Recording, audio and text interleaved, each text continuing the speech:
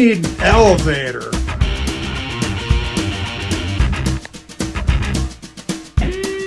Hola! I'm Mike, the backyard mechanic, and I built an elevator. Well, I won't be a mechanic much longer. My garage has been overridden with stuff. Since finishing the attic, the stuff in my garage has accumulated. To help pay for my 3-car garage, I had to empty my storage unit. I'm speaking quietly right now because I don't want to trigger an avalanche. This is a lot of stuff. Getting all this up the rickety attic steps when I was 20 was doable, but it's downright dangerous now that I'm 106. So I thought, what is the craziest solution to this? I decided to make what would be a 4-hour job much easier by spending a month constructing an elevator. Now, moving items into the attic will be much safer after spending a month balancing 10 feet over my garage floor. And now that I've spent several weeks and $1,000 insulating the attic, the most logical thing to do is to cut a big hole in the ceiling. The plans are based on this 5,000-year-old blueprint. Turns out the Egyptians used an elevator to build the pyramids. I didn't know that. I also reference this DIY elevator video from the Mike H channel, who in turn references Garage Attic Elevator from the Elevator channel. The Elevator channel is one of the originals. Brian doesn't really show you how to put it together or what's involved. Mike H does an excellent job of breaking down not only the parts, but the measurements and the total cost. He doesn't show how to do it, but there are screenshots.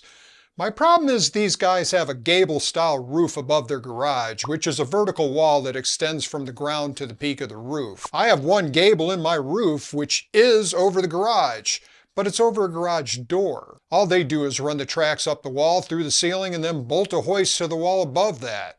I have a hip, or technically a hip and valley. If I tried to install the elevator their way, it would crash through the roof. Here it comes! I do of course have vertical walls in my garage, and above a few of the walls is a tall open space in the attic. So all I have to do is put the hoist about here. This is what we're going to be building. The software I'm using to model my house is called SketchUp. It's kind of like if my favorite food group made architectural renderings. The elevator will be mounted opposite of the first garage door next to the entry door. Actually, let me show you this way.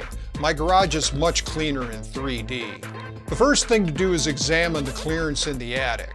The joist can determine the exact location and size of the elevator. I have a door on one side, and the other side I have the roof line, not to mention I would be running into the strong back. This piece of the attic flooring needs to come up to examine the structure. I have room for an elevator about 4 feet wide. I could also go 4 feet deep, but that's kind of unnecessary. Plus I have wires that I have to route along the front of it here. So in my case, I'll have a 3x4 foot hole, which allows for a 3x4 foot platform. There's a 2x6 and a series of 2x4s in my way. They are not structural. The 2x4s support the 2x6, which supports the attic floor. So these can all be ripped out. This 2x12 was just an end piece for the 2x6. Next, I cut the hole in the ceiling drywall so I can access the structure from over and under. Now there's a 2x12 by 20 foot joist in the way, and this is definitely structural. Before you cut a structural joist, you should consult a structural engineer. I don't have to consult anybody because I'm a YouTuber.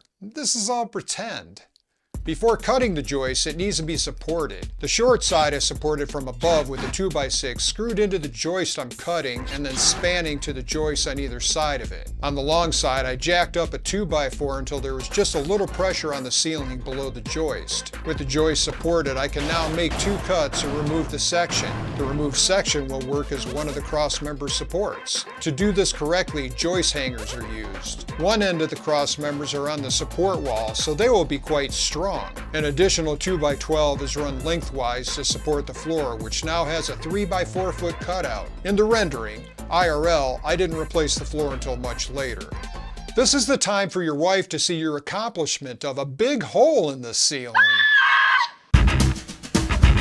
All the other DIY elevators on YouTube will show their Unistruts mounted 32 inches apart because this is dead center of 2 wall studs. Because we are constrained to a small space within the attic, the elevator can't move much one way or the other to line up nicely with the wall studs, and they need to go dead center of the ceiling opening. As you can see here, when I hide the sheetrock and reveal the wall studs, they don't line up well at all. I contemplated this problem for more than a few days and even bought supplies that I realized wouldn't work until OSB to the rescue. I marked where all the wall studs were, placed the OSB against the wall on center of the opening, and screwed it in place with 2-inch construction screws, about 6 in each stud, and I managed to attach to 3 studs, and I painted it to blend in with the garage wall. Now we can start on the scaffold. The large scaffold legs need to be mounted first. I tried mounting the Unistruts first, but they'll get in the way. The legs will need to be 2x10s and should be about 7 feet tall. You might be able to go shorter if you have a shorter and less deep platform. More on that later. The scaffold legs will hang over the edge of the wall, so the center line of the hoist pulley will line up with the eye bolt on the platform. If you're able to mount the scaffold legs outside of the platform, that's great. Mine were over the platform, so relief cuts needed to be made a little higher than the height of my joists. The relief will be 3 inches deep because the eye bolt is 3 inches from the wall, and then 12 inches high, leaving plenty of room to avoid pinch points. Then cut out a notch a little bigger than 2 by 4 inches. This will hold the Unistruts that the hoist hangs from. The legs get mounted to the top of the wall. I was able to bolt them to the joists on the sides and use ankle brackets on the bottom. The top 2x10 can then be mounted with 3-inch lag bolts. If you don't have clearance due to the roof line, you can use blocks or brackets. Mine has quite a structure up there, which is mounted from the sides because I couldn't reach the top. I planned on using a pulley to lift the 50-pound hoist up by myself, but it didn't work. I had to phone a friend. There will be 2 2x6 supports for the Unistruts mounted to the top of the wall. I took an 1/8 inch off with the table saw so they'd have a nice flat face. The Unistruts need to extend up into the attic high enough to accommodate the height of the platform plus the height of the floor joists, and then another 6 inches for good measure. Mine were 50 inches above the top of the wall. The OSB is mounted flush to the wall, and chances are the wall is not perfectly flat. Mine wasn't. It's a process, but find the most flat part of the wall-mounted OSB and bolt a Unistrut to it at that flat area, not the whole length. Make sure it's level. You want the Unistruts mounted as widely as reasonable so there's no sideways stress on the platform. In my case, I was targeting 31 inches, which works to the dimensions of the platform I'll build later. Before mounting the 2x6 to the top of the wall, screw the Unistrut to the 2x6 using 1 1/4 round head construction screws. Now using brackets or some other support, mount the 2x6 to the top of the wall. Repeat with the other side. While it's important that the Unistruts are level, it's critical that they are parallel to each other so the trucks don't bind. Finish mounting the Unistruts to the wall-mounted OSB using shims and uneven spots to keep everything level. I needed 12 feet of Unistrut, so 2 2-foot pieces were added to the bottom. I rolled a single truck up and down the struts to check that everything was lined up. There was a bit of slag on one, and I ground the ends so they lined up better. The structure is currently not very stable. It can be rocked back and forth and side to side. A lattice of 2x4s is run across the joists to give the braces something to mount to. 2 2x6s about 7.5 feet long brace the scaffold. They're bolted to the legs with 3.5 inch 5/16 bolts and nuts. 2 2x4s about 5 feet long are mounted to the top of the Unistrut supports and then to the 2x4 lattice. There's a 4-foot 2x4 across the back of the Unistrut supports mounted to the inside of the legs using lag bolts. Then, wherever they fit, 2 2x4s are added at angles for side-to-side support. Using a 4-foot long piece of Unistrut, slide the hoist onto it and lift it into place into the notches on the scaffold legs. This is where I tried to use my pulley system and failed. A friend helped me lift it into place. A second piece of Unistrut is placed on top of the first one, spaced with washers and then bolted together. 4 10-inch straps of aluminum are bolted on using 1.5 inch 5/16 lag bolts to hold the Unistruts in place. The hoist control box is mounted to the inside of the scaffold. Before making the platform the same size as the elevator shaft, keep in mind pinch points. The electric hoist I bought lifts 1,000 pounds. If my finger's on the edge of the platform while this raises up past a joist, the hoist won't hesitate. Even with a few inches all around, an arm or a leg could get in there. Now, don't get all queasy on me and barf. The remote for the hoist is a dead man switch. Let it go and it stops. And there are general safety guidelines you should follow, which I'll go over in a future video. All that said, my platform is exactly 3 by 4 feet and the opening is a little larger. I said a little. I definitely have pinch points. But I'm safe! Like at home plate. Start with the floor of the platform. Cut a piece of 7/16 OSB to 3 by 4 feet. You can then use this to ensure construction of the box frame is square. The front and the back are 2 by 4s cut to 48 inches. Two sides of two supports are 2 by 4s cut to 33 inches, 3 feet minus 2 by 4 width. Bolted all together with 2.5-inch construction screws and optionally wood glue. For the back supports, use two 2 by 6s cut to 37 inches, or roughly the height that the platform is deep. If the roof clearance dictates less room for the scaffold, you can make the platform less deep and therefore less tall. 2 feet is still a good size. A 2 by 6 by 45-inch support will be used across the top. Before assembling, it will need a hole for the eye bolt. You'll need a long drill bit, either 1/2 inch or 9/16. The eye bolt mounts on the center of the front top 2 by 6. There's a forged eye bolt available on Amazon. The platform will be lifted by the middle of this top support. For reinforcement, cut a 2 by 6 by 28-inch beam and place it in the back of the top support. Attach it with plenty of glue and several 2.5-inch construction screws. The back supports can now be bolted to the top support using 5/16-inch nuts and bolts 3.5 inches long. Pre-drill 4 holes at the bottom of the back supports and do the same bolt pattern on the back of the platform 2 by 4. The trolleys are mounted here. These will be mounted with 5/16-inch nuts and bolts 2 inches long. If you use the trolleys I have in the link in the description, the holes are just under 5/16 and will need to be drilled out. Also, the heads of the bolts don't quite fit and will need a little ground off. 6mm bolts might be a good substitute for all this work. Measuring carefully, drill the holes for the trucks. Make them oversized so there is room for adjustment. Slide the trucks down the unistruts, then mount the top 2 trucks to the platform upper support. Lower the hoist and attach the hook to the eye bolt. Insert 4 3.5-inch 5/16 bolts through the back of the 4 pre-drilled holes. Place the platform frame on some supports to get it up off the floor. Position the hoist until the bolts line up with the bolt holes. The back is loosely bolted to the platform first. There should be plenty of play so the bottom can be pulled away from the wall and the bolts for the trucks can be used in their respective holes and secured. Tighten everything up. Now when you lift something heavy, the platform should snap right off.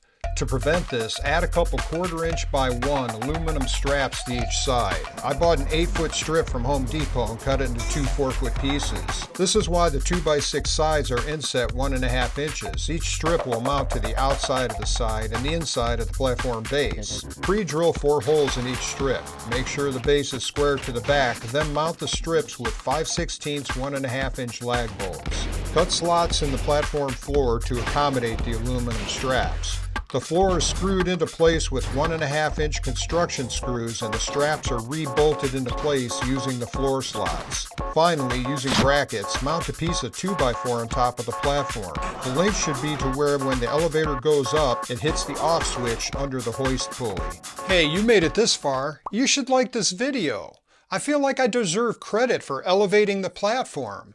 I tried to make this one especially uplifting. I'm not sure my elevator is doing so well. I think it's coming down with something. Man, those jokes were bad. At least I didn't get the hook. Ah! The elevator is now ready to move boxes up into the attic, but it is not safe to ride on yet. If the brake on the motor gives out or if the steel cable frays and breaks, the elevator will fall and I would fall with it. To prevent a disaster, I found a reasonably priced fall arrestor on Amazon. It's cheap because it's not certified, but this is YouTube. so I'll pretend. A fall arrestor is like a seat belt. It will go up and down, but if there's a sudden move, it locks up. Drill another hole in the top of the platform for another eye bolt. The lifeline loops over the hoist struts and hooks on. The other end hooks to the eye bolt. Now I can ride it. No more falling down the ladder. And all my stuff is up here. So damn much stuff. Oh look, a tree. The whole job probably took 100 hours over several weeks. I made a lot of mistakes and had to redo several things. I did not line things up properly the first time, which is why the sheetrock is cut so badly. I also spent some time thinking how to accomplish some things like mounting the unistruts to the wall and how to brace the scaffold. I should have made the platform 4 inches smaller so there wouldn't be pinch points. This is where all the measurements cascade, because then the platform sides would need to be in more and the unistruts would need to be closer together. Everything is strong. If anything, it's overly built. There's only 2 weaknesses I see. I need to secure the unistruts for the hoist. When it operates, these rock back and forth. If I allow slack in the cable, it unwinds from the coil. It doesn't rewind nicely without help, and the cable will make high spots and jump, which would probably wear on the cable. The total cost was probably close to $1,000. You can get the Vevor hoist from Amazon, but I bought it from Vevor's website because first-time buyers get a discount, and it made it a lot cheaper. I went with an oversized 1,100-pound lift capacity. I'll probably never lift anything heavier than me, and I'm pretty heavy, currently in my 3rd trimester. I figured the higher capacity would not have to work as hard and have less chance of failure. I have links in the description for tools and supplies. Next, I need to figure out how to cover that hole and insulate it. Some of you have been asking about the new member of the team, Socket. He's coming along well. He's currently in training. He'll make more appearances in the future. Oh, I have a fan online. Hey fan, did you like the video? Well, I want to say that was a great video, but frankly, it had its ups and downs. Thanks, fan! If you enjoyed this video, you should watch the one where I insulate and floor the attic, which was good, but I think it was this video that brings everything to a new